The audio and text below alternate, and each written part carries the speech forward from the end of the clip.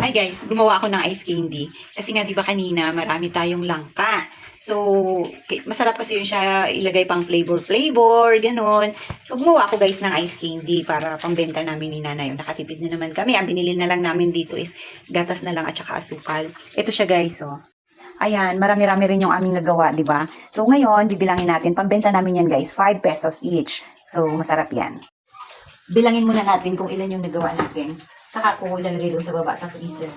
2, 4, 6, 8, 10, 12, 14, 16, 17, 18, 19, 20, 21, 22, 23, 24, 25, 26, 27, 28, 29, 30, 31, 32, 33, 34, 35, 36, 37, 38, 39, 40, 41, 42, 43, 44, 45, 46, 47, 48, 49, 50.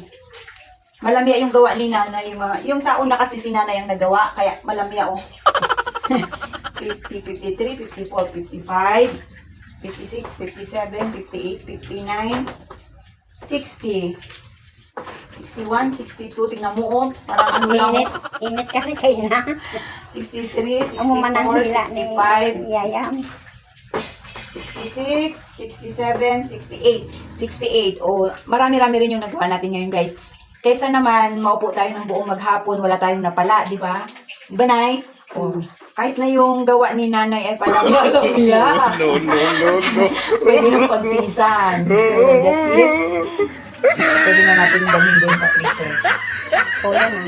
Nakambenta na kami. Oh, Mami, anong gawa? Hello!